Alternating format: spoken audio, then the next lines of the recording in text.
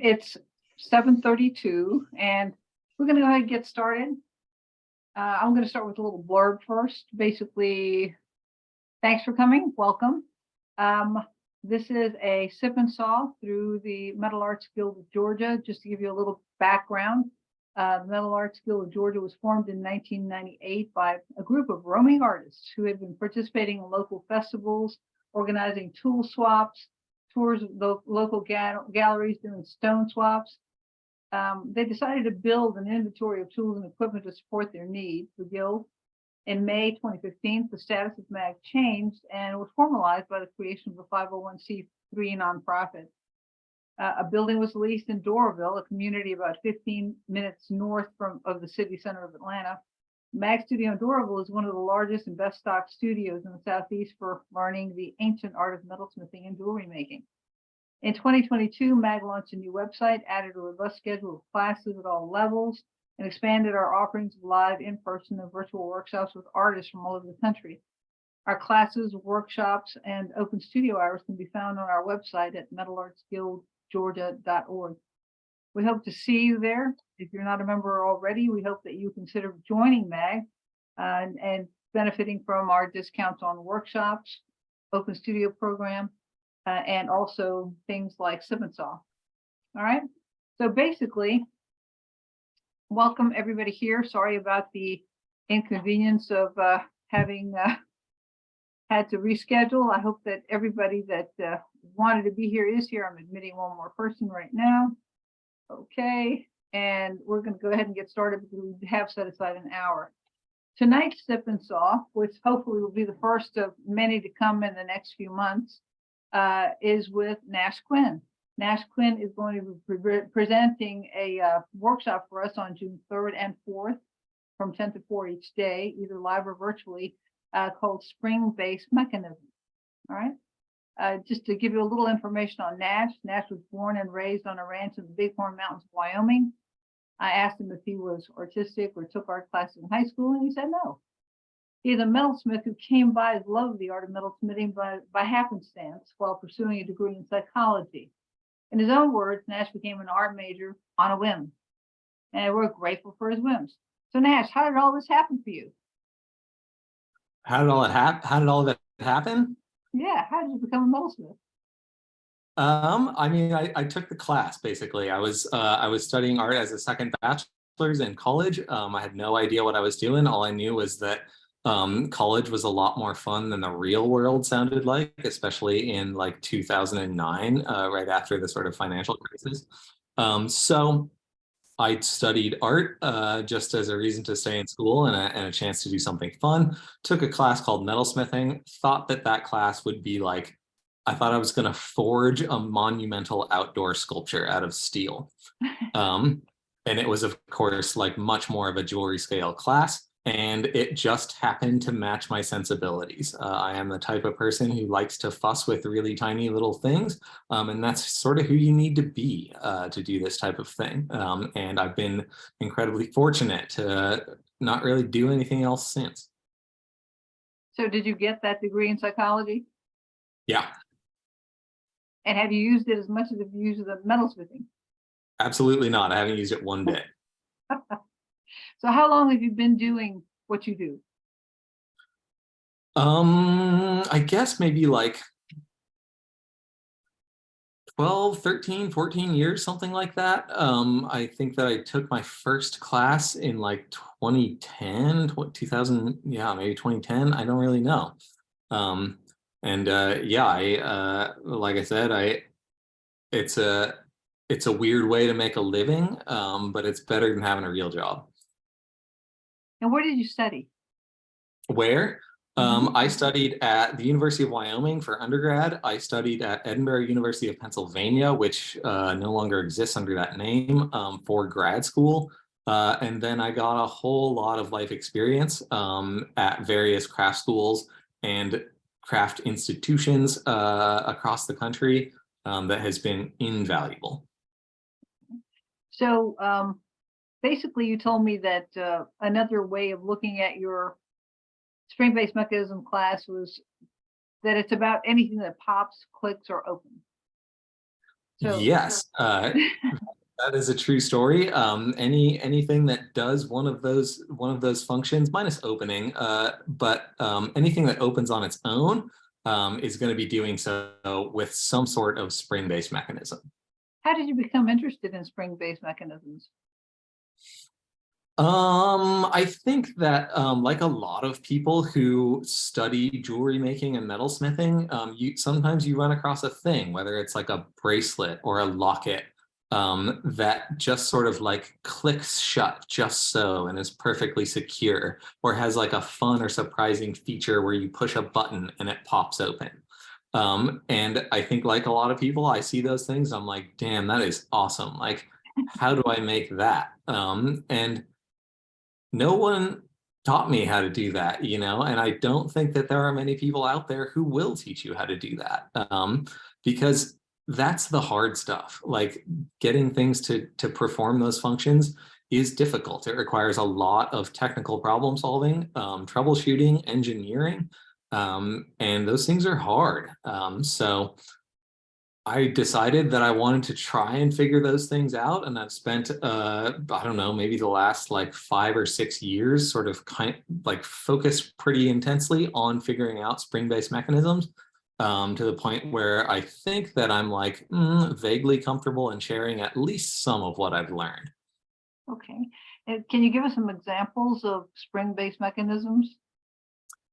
So yeah, a spring-based mechanism is, especially with regard to small scale metalwork and jewelry, is anything that like clicks shut securely and does so in a repeatable manner. Anything that sort of like pops open, like you might have seen like a watch face or a locket or something like that, that has a very nice little button that you push and then the whole thing pops open. That's doing so under spring energy. A box clasp, which we'll look at here in a second, is a spring-based mechanism, and that's like a timeless jewelry making exercise. Lots of bracelets have spring-based mechanisms. Necklace clasps, so a lobster clasp or one of those round claspy clasp things, which I might have when we switch to the other camera, I might have an example of that. All of those things that are really secure and work really well over and over are spring-based mechanisms. We'll look at many of those that I've both made and just sort of collected when we do the camera. Well, I think basically at this point, I would just like to say if everyone would just keep their microphones on mute, and if you have any questions, please go ahead, and I'm going to do the chat thing right here and just type your question. And as Nash continues to show you things and demonstrate, we'll look at the questions and we'll go ahead and answer them. He's probably going to do that himself.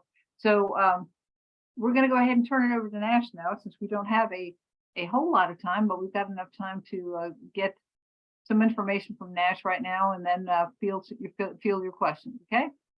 Yeah, sounds good. Thank you so much. And I should apologize right off the bat for the scheduling sort of disaster. This was supposed to happen on Sunday. There were lots of people signed up for it. I was excited.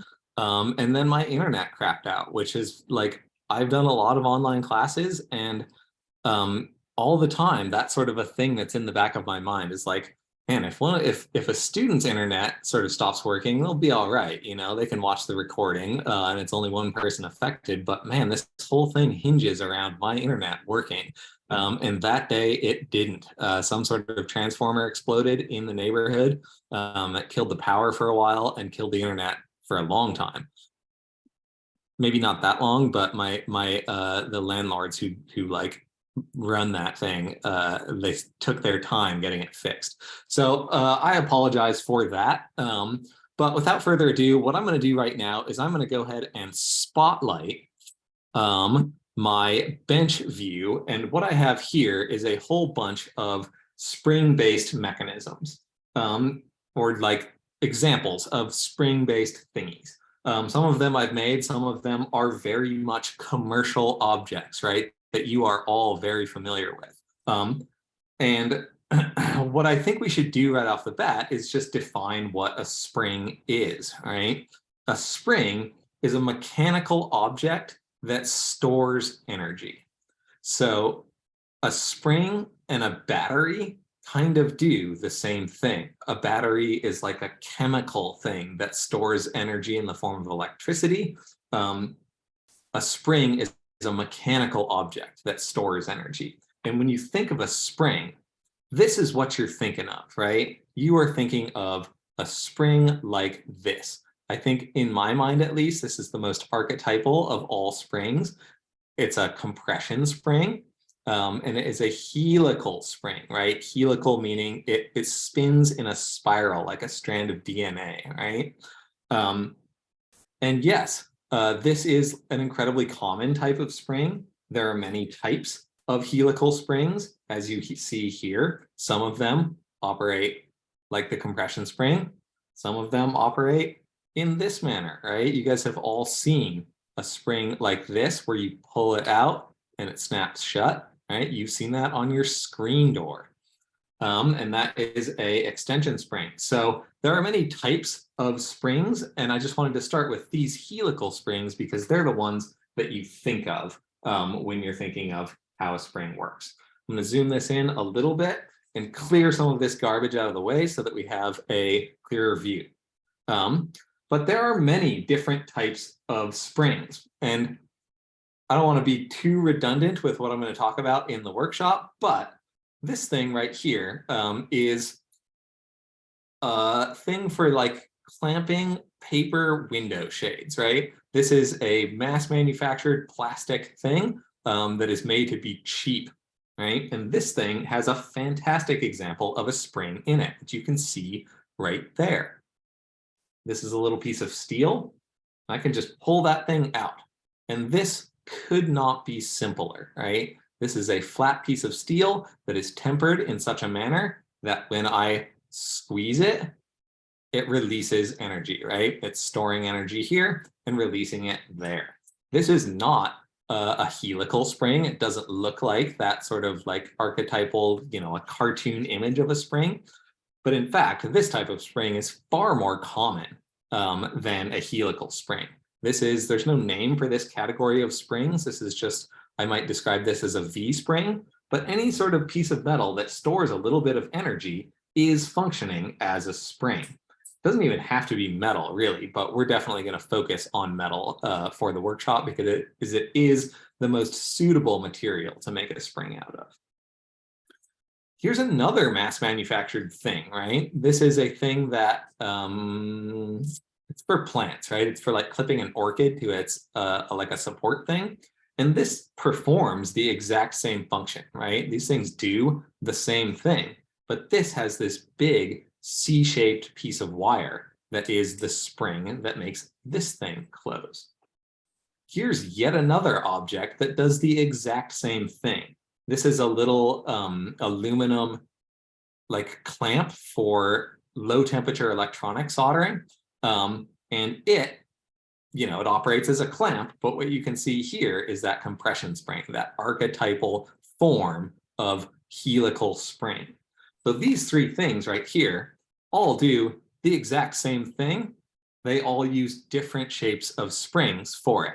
What I'm getting at here is that springs are they are not simply this type of helical spring that you see here. They can be many different shapes.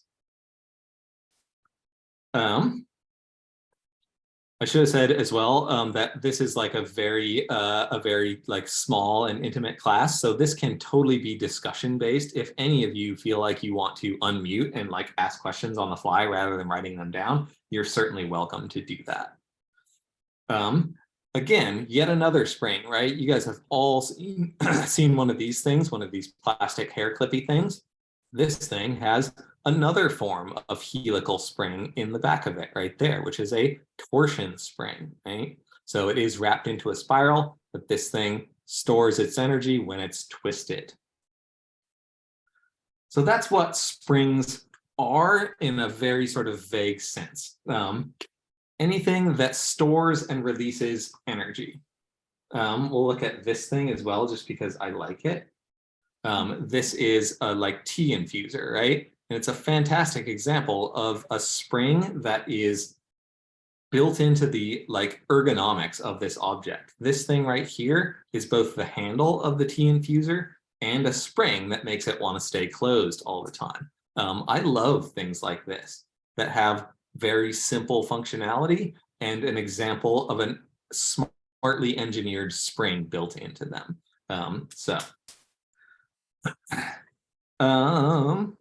Let's see, what else do I want to talk about right now? Things that I find incredibly intriguing are things like this, right? You guys recognize this thing? It's like an old vintage lighter, right?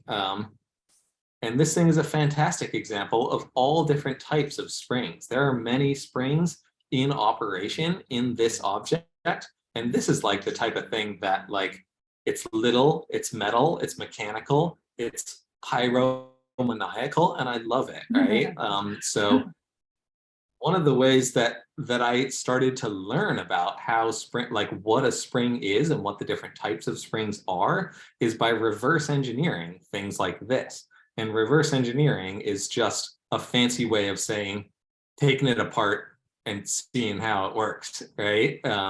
And that is absolutely the best way to learn about how any sort of mechanical object works. And each one of these things, there are many different styles of these old lighters, uses many different types of springs to achieve different ends. And I love that stuff. What I think I'll talk about now is some of these vessels, some of these enameled vessels, because these things are like fun, they look cool, and they have interesting springs in them. So all of these vessels are just made to be sort of like goofy, fun little boxes. I love little boxes that you could, or stash things in, whatever you want to do with them. I love the intimacy of them. And this one has what you can see right there, maybe, is a helical spring, right? There is a compression spring right there. This little spring, you can see it sort of nesting right there. And lo and behold, that spring that I'm pointing at with this pen came out of a pen. You can see another compression spring right there inside of this pen. But what happens here is that you push this down and the lid comes off like so, right? So this whole thing is on a reciprocating, like linear motion type of thing, using a pen or using a spring from like cheap Bic pen. And it makes it so that all of these little, those like little grabber handles, like clasp onto the rim of this this silver thing right there. So a pretty fun little spring-based mechanism. This one right here has a really simple and kind of awesome spring-based mechanism in it. So this thing, it doesn't have any buttons or anything like that. You just push it up like that and it opens, right? And inside there, you can see this little whisker right there, right? See that little whisker of wire? That is a spring. And if you look at that little whisker of wire, it looks kind of like a recurve bow, right? Like a bow and arrow. And that is called a bow spring. And a bow from a bow and arrow is like one of the oldest type of mechanical energy storage devices out there. And what happens here is that spring simply pushes this little nubbin, that little nubbin right there, it pushes it forward so that it always wants to be, in this case, sort of facing up towards the top of the screen. And that little nubbin right there registers into that little detent on the inside rim of this box. If I can get it to focus on that. Yeah, that little detent right there, that nubbin registers into that. So when this thing closes, it clicks shut like that and is very nice and secure until you push it back open. That's called a spring-loaded detent. It's very simple, and there are lots of types of detents out there. You may have tried to make a detent of some type to hold like a box closed or to hold a bracelet shut. And a detent will work without a spring, but it'll only work a few times without a spring. I think a lot of people have had that experience where you make what you think is going to be a very nice, secure clasp, and it works and it clicks shut and it's fantastic. But then you cycle it a few times, you open and close it, whatever it is, and it stops working. The click goes away, it wears out. And that's one of the most important but least glamorous functions of springs, is to make something work over and over forever by storing and releasing that energy rather than that energy being used to wear out the function of an object. This is another little boxy box. I like to show these things just because, I don't know, they're glamorous, and they're like, I don't know, they get people's attention sometimes. This thing has this little reciprocating mechanism inside of it. So here we see a V spring, right? This little piece of metal right here is a V spring. It's not really a very good V shape, but it's kind of V shaped.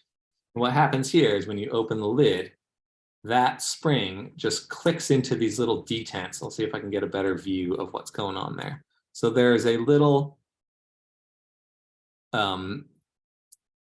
sort of detent filed into this disc right here. You can see it right there.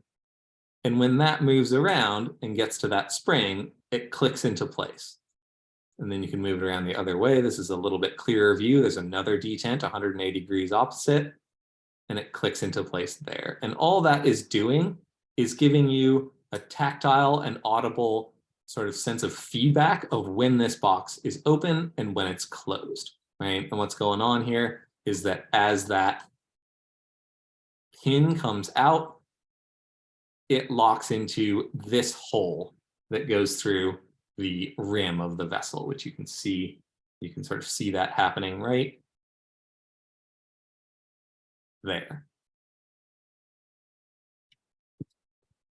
This thing right here is a classic example of some very easy to see springs. So this is a little boxy box. It's just got these enameled, like sort of orange peely enameled ends on it that are attached with a whole bunch of little prongs around the outside edge.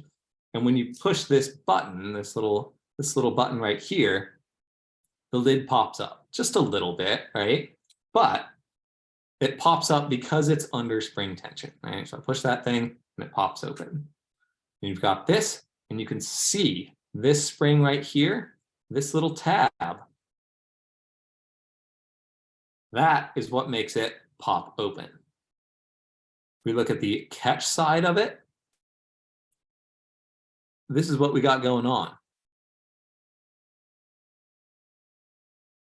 I can push that button, and this little bar right here sort of reciprocates back and forth, and it's being pushed by this thin little strip of metal right here, which I can just take right out, right? That there's a spring. So I'll put that back in place. And that is how that works. So when it closes up, you can actually probably see that button cycle back a little bit as it closes. You can see it going down, and then it pops back up as it closes.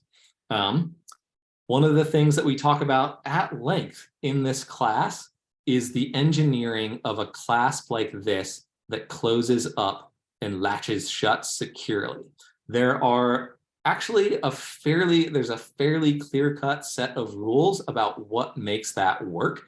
And we'll spend a lot of time looking at various visual aids that diagram just that. And then in the sample project that you make, you will get the experience firsthand of creating, like filing those catch surfaces so that they work perfectly, which is a process of like, you file it once, you test it, you file it again, you test it, file it one more time, you test it again, it doesn't quite work, you file it again and it works perfectly, right? That's how fitting something like that goes. And then if you file it one more time after that, you introduce slop into it and it stops working as well, right? So it's a very precise thing, but that's a big part of any sort of spring-based mechanism.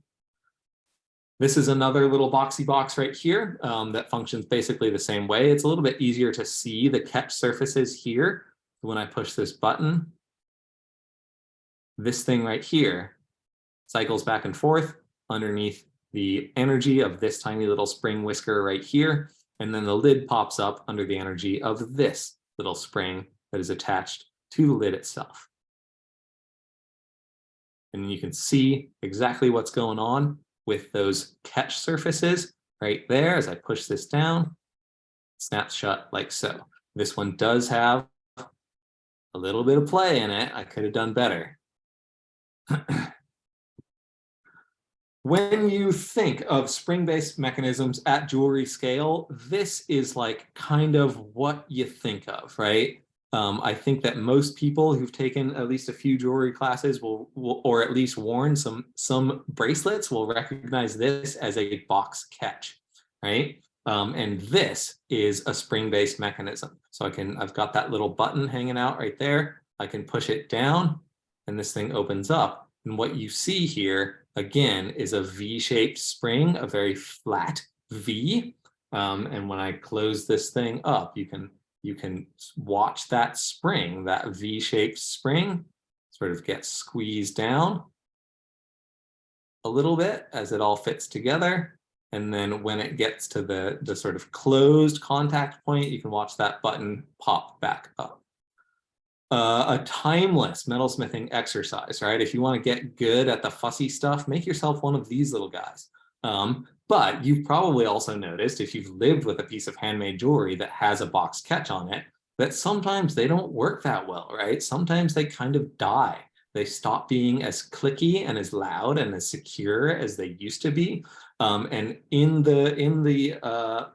like throughout the spring-based mechanisms class, we will talk about why, even though the box catch is everywhere, and it's a fantastic solution for various types of closures, it is flawed, right? It is not a perfect use of a spring, but it works well enough.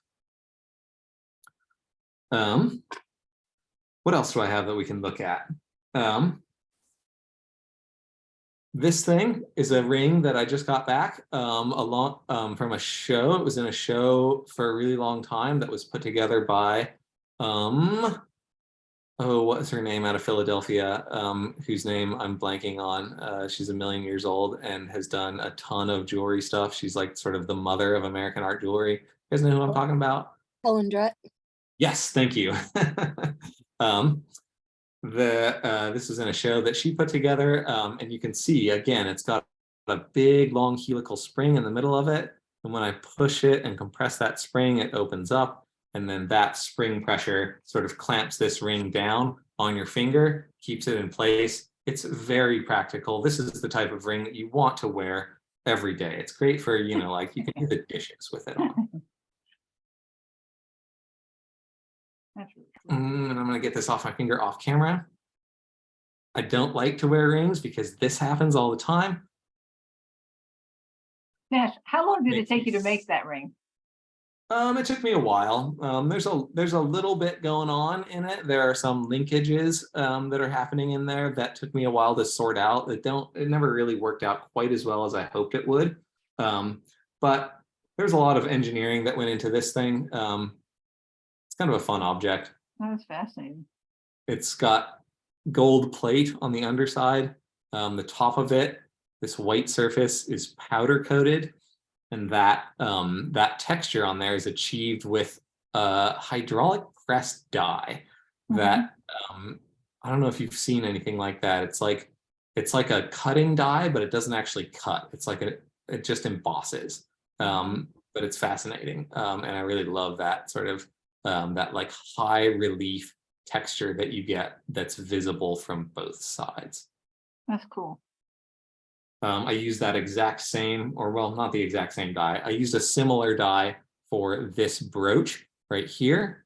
And if you've ever made a brooch, if you've done it correctly, you take advantage of the spring, like the spring temper of the wires, right? These pin stem wires, if you do it right, they store energy when they're closed, and they use that energy to keep themselves secure. In this case, like that spring energy is keeping them sort of locked into the like catch end of that pin stem mechanism right there. So that's also not a particularly dramatic use of a spring-based mechanism, but it is a very pragmatic use of it. Other things that we can look at. One of the things that you sort of notice about springs is that on many objects like this thing where I can push a button and it pops open like that, there are springs working in pairs, right? So there's a spring here and a spring here, and that's how this thing functions. That's how it stays secure. That's how it doesn't have any rattle in it. If I shake it, is by that pair of springs working in tandem with each other. And that, just as a sort of engineering principle, is never more apparent than in a simple pen like this, right? This is a cheap, crappy pen that I stole from the Craft Center here in Houston. And it's such a good example of all the things that we will talk about in the spring-based mechanisms class, which is springs working in tandem, catch surfaces, right? This thing right here has a classic catch surface right there. And it's also functioning as a spring. This little strip of plastic is, even though it's not metal, it's storing just enough energy to act as a spring. And then inside the pen itself, you can see that little bit of helical spring, that compression spring. And this thing, like the best designs are the ones that are made to be produced cheaply and in huge quantities, right? So the amount of research and development that they put into this pen probably was a ton, right? Because they needed it to work every time for zero money. And I love this thing. It's a perfect example of all the catch stuff that we'll talk about. So is this, right? This thing right here, this is this French hair clippy thingy. And you can see on this many examples of perfect spring-based mechanisms, right? Right there, classic catch surfaces. These things are spring tensioned. This whole thing right here, this bar that like clamps your hair is, once it gets to a certain range of motion, spring tensioned. And it makes it click shut and be very secure. A fantastic example of engineering and prototyping, and also a great example of the fact that you have to use some kind of non-heat based attachment for most springs. And in this case, I did not make this thing. That ain't exactly my style. But what the person who did make it used was just a pair of little wires that go through the holes in the ends of this manufactured hair clippy thing. Anyway, this thing is also a fantastic example that we will talk about at length during the workshop proper. I have various types of little boxes that I used to make all the time. I learned a lot about how springs work in the process of making these things. Again, this thing has a big old long helical spring on it, right? And what that spring does is essentially just force the lid shut. There's no catch or anything on this. It's just that the lid wants to be shut all the time under the energy stored in this spring. This is another little thing. This is kind of a spring bait or a spring detent sort of function. This thing has that same exact bowspring that we looked at earlier, and it just makes this little catch thing reciprocate back and forth ever so slightly. And it makes it snap shut when you close it. And we'll look at all of the sort of like the minutia of the function of these things in the workshop itself. This is one of my favorite little things right here, right? So you guys all recognize this thing as a mousetrap. And again, this is an example of reverse engineering. Whenever I'm trying to figure out how to construct something or how to design something, I look to the world of things that already exist, right? So for this, I didn't have to figure out how a mousetrap works. I just had to find a mousetrap, look at it, and make it smaller, right? And that taught me all about how a mousetrap works and why this spring in here has to be so long, right? But reverse engineering is incredibly important. What I've learned is that there have been many thousands of like highly intelligent engineers who are way smarter than I am, who figured it out for me. And I have no qualms about lifting some of their expertise for my own purposes. So this thing works just like a mousetrap. It doesn't have a catch per se, because a catch would be too secure. We want this thing to have just a very sort of sensitive little like sort of closure. It's got a little diamond in it, right? That's a CZ. But the conceptual implications of such an object are profound. And it does work just like a mousetrap. So let me zoom this back out a little bit, and I will gather some of these objects back up into the perfectly gridded situation that they were in beforehand. Just kidding.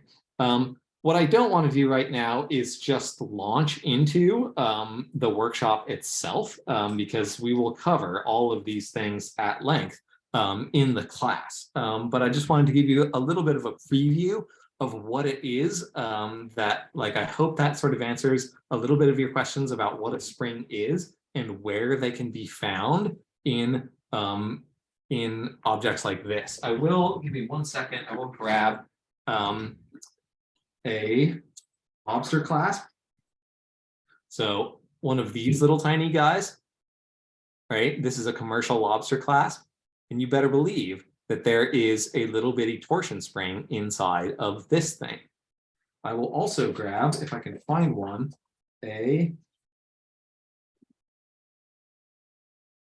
sorry, I'm accessing my findings boxes. What I will grab here is one of these things. Zoom this back in a little bit. I don't know what these are called. Do any of you guys? Spring ring? A spring ring? That is incredibly appropriate if that's a true story, because they are indeed, there's a spring inside of them. I disassembled one of these things just to know how it was put together. And what's happening in here is that inside of this very thin-walled circular piece of silver tubing is the tiniest little compression spring that I've ever seen in my life. And that just makes this little thing, that little bar that's inside there, want to close up all the time. This thing is made on a piece of industrial equipment that makes nothing but this, right? A jeweler is not going to make anything like this, at least not a jeweler like me. I'm not really a jeweler at all. And this is far smaller and far fussier than I think I could ever make. It also takes advantage of economies of scale in a way that I'm never going to be able to do in my own studio. But if you have one of these things and you want to know how it works, chop it open, right? Take your jeweler saw to it, hack it open, and see what's going on inside of it and see how it's put together. Because these things, just like that cheap plastic blue pen, are an incredible example of parsimonious engineering. This thing works just as well as it needs to, and not a bit more. And it's very reliable. It's fantastic. All right. So I think a lot of you guys are in I'm going to switch to my replay spotlight. So I think a lot of you guys might be already enrolled in the spring-based mechanisms class. And if that is the case, I guess what I would like to give you as sort of homework between now and then is, like, keep an eye out for things that are acting as springs. Like, keep an eye out there in the world for things that work that way, particularly things that you can pick up with your hands and show us during class. because I love that type of stuff. And there's always something to be learned from those little objects, whether it's like a little bitty kid's toy or like a tool or whatever that you might just sort of have like sitting in your junk drawer right now. Sometimes there's a ton that can be learned from those things. So let me Yeah, let and if you're me. not already signed up for his class, but would like to be in it, either virtually or live, I've just given you the link to go directly to that particular page to sign up. Perfect. Anybody got any questions? Yeah, I would say right now is a great time. I've got both of my things pinned here or spotlit.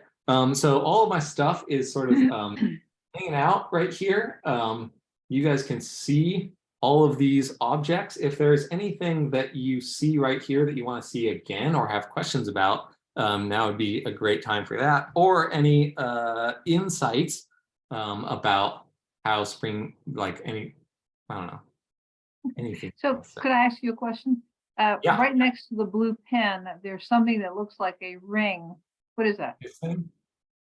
Yeah, we'll zoom in on this guy a little bit. I have a Yeah, keen sense of the obvious. what's that? I have a keen sense of the obvious. Yeah, so this is a ring. This is part of a series of these fling rings that I made. I think this is the last one that remains. But yeah, it's a simple object. It's a classic version of like this thing personifies all the stuff that we're going to talk about in this class. Oh, that's so much fun. I'm gonna get It's rid like of this. it's like your personal trebuchet or something, Yeah, catapult. and I love stuff like this. I love things that are like actually physically kinetic, that like throw things through the air or something like that. The 10-year-old is very much active in me. So yeah, this thing has multiple springs in it, right? It's got that long extension spring, the screen door spring. It also has a couple of tiny little helical springs that you can barely even see underneath the button, right? And that's another example of springs working in tandem in an object like this, right? So it clicks together like that. It's very easy to see the interface of those catch surfaces, right? And they come together like so, and then they click together. But yeah, springs working in tandem is happening here in this goofy little ring That's thingy. cool. I like it.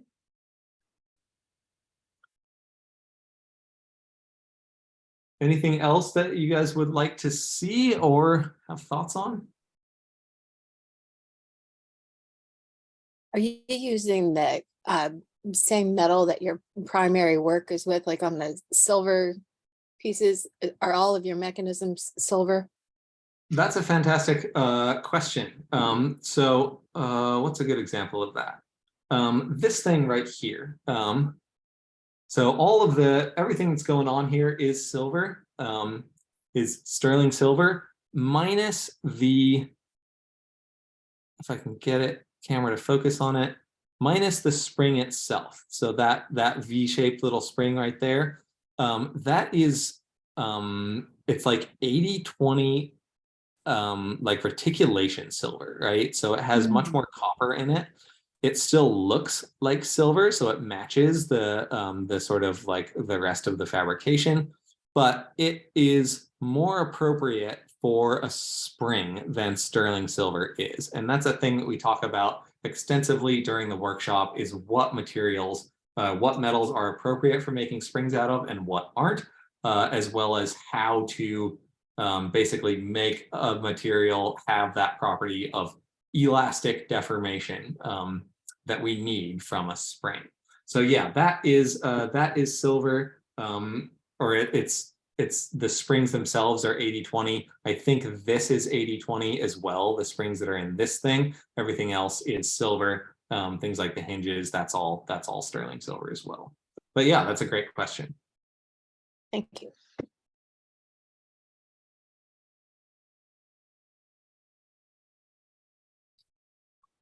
Is there any kind of formula as to the size of the spring based on what it is that it's supposed to open or close? Yes, an engineer would get out his calculator or her calculator and do the math on it to figure out the exact sort of spring rate and all of that stuff. I can barely add. I'm never going to do any math for anything. But yes, there is definitely a relationship between the size of material to make the spring out of, and what it's capable of doing in terms of how much energy it's capable of storing. That's called spring rate. And we will definitely talk about that during the workshop. So yes, there is a formula. Do I use it? Hell no. And what I do instead is just a process of trial and error that I would have done anyway. Had I done the math in the formula, I would have gotten to the end and been like, oh man, I didn't do that calculation quite right, or I wasn't totally certain about how it was all going to work. And all that math was a huge waste of time. And I just revert to that process of trial and error that is absolutely central to anything that we do, or anything that I do, I should say, in the jewelry studio. Math. Who needs it except for engineers, right? Yeah, I mean, I probably need it, but that train long ago sailed. Any other questions? Well, I like the questions that I got thus far. You guys definitely keyed in on some of the most important things that we're going to cover during the workshop. So, yeah.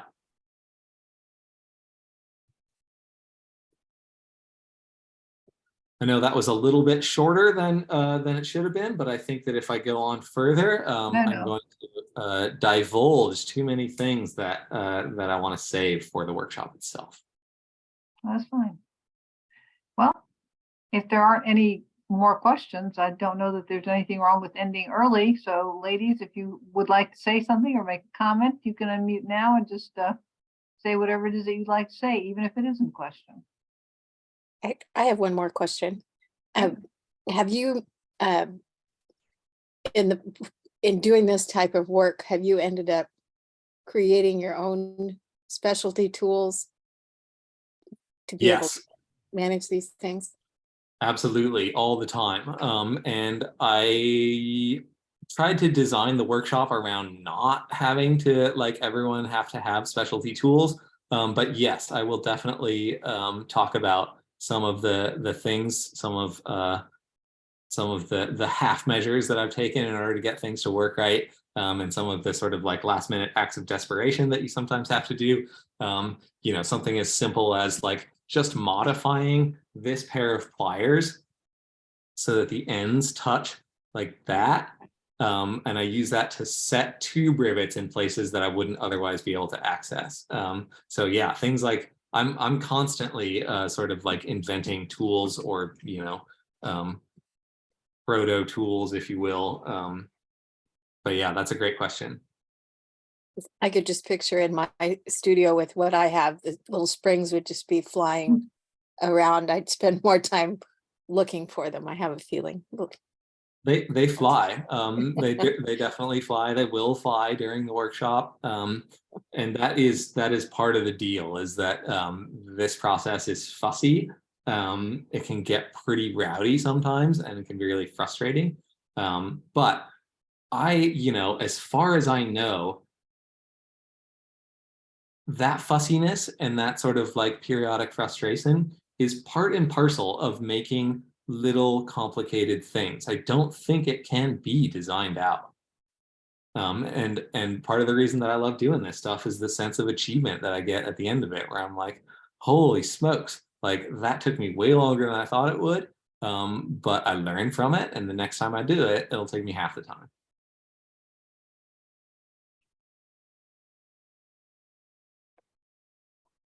All right then.